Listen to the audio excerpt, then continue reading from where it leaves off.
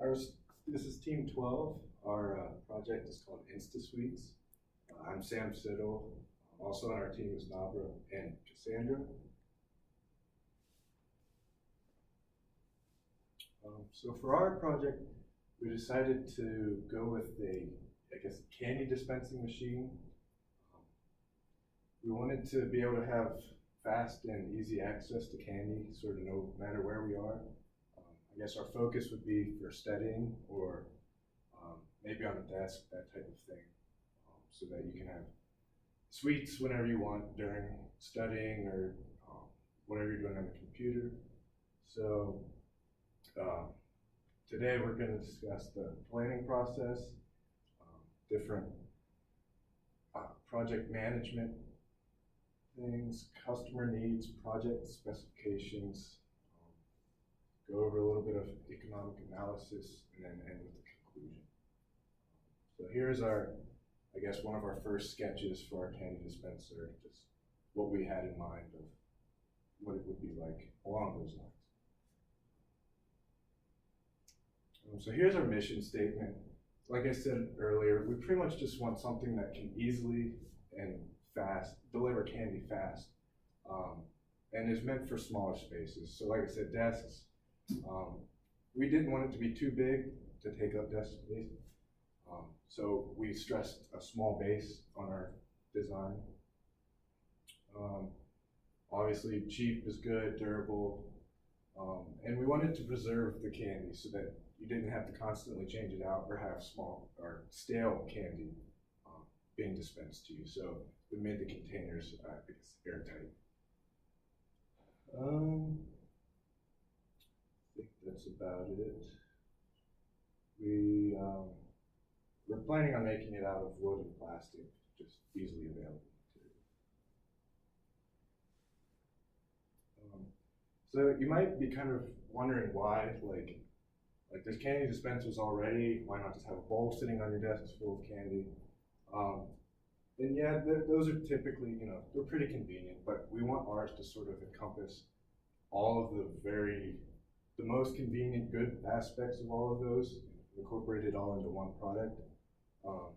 So for instance, without our product, you'd open up a bag of candy, such as the M&Ms, and in most instances, you would want to finish the bag, or at least I know I would. So this will allow you to not have to do that, and be able to just have a few here and there whenever you need them. We also want it to be able to dispense just a few at a time.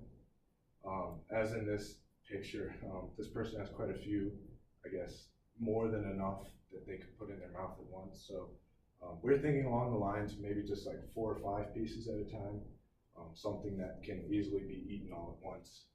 So that way they're not sitting in your hands melting or falling on the floor, making a mess all over your desk. And then, as I said, we want it to be airtight so that the candy doesn't get stale. So up here, our first flow is at the student studying, having it on their desk. It's a little abstract, I guess, but we also came up with, like, maybe you want to have this at your dinner table for guests to have, so that they can have candy while they're waiting, whatnot. So just along those lines. Here's our Gantt chart for the project. As you can see, most of it's pretty sequential.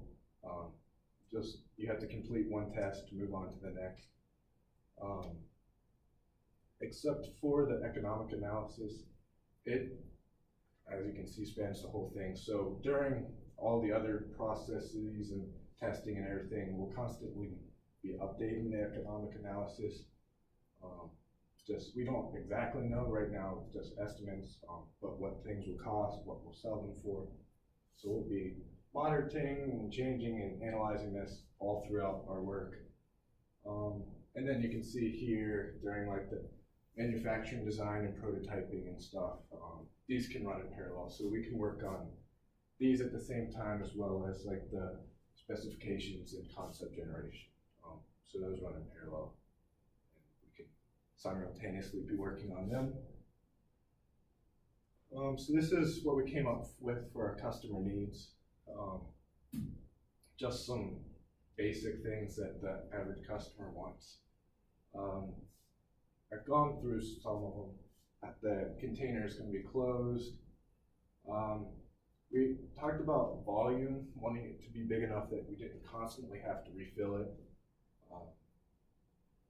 The container's footprint is small, again, to not take up desk space. And the windows, we wanted to have it, I think most candy dispensers are, but have a clear glass window type thing so that you can see how much candy, as well as what type of candy you're dispensing. And I guess again, another sort of aspect that we try to incorporate is with these two examples of, I guess, your typical vending machines or candy dispensers, the delivery method in terms of whether you punch in numbers or letters, or I guess that's more kind of a game, but those aren't too time consuming, but we want to be able to, I guess, just have we want ours to just have a button or switch where, you want 3 or 4 pieces of candy, you just tap it and you get your candy, eat it, and you're on studying whatever you're doing. So I know those aren't too difficult or time consuming, but if you're sitting there for hours on end, constantly punching numbers, whatever, might be a little annoying. So we just want to simplify everything up.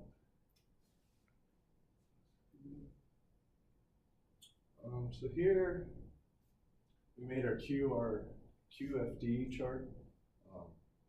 So these are the customer needs that you saw on the last slide. And these are specifications that we came up with that we thought would, I guess, best impact these customer needs. So this chart then allows us to, I guess, kind of rank which of these specifications impact the customer needs the most. So that's what this is here. This goes and ranks them in importance. And then this down here based on, I guess, kind of the target value and how easily that can be accomplished. It sort of ranks all of the specifications for us to aim towards. It ranks them on their priority. So like you can see the first priority is the overall volume of the dispenser. So that would affect things like the amount of candy that can be held, again, the footprint of the container affecting space taken up on the desk, that type of thing. So that's our most important specification to try to meet as many customer needs as possible.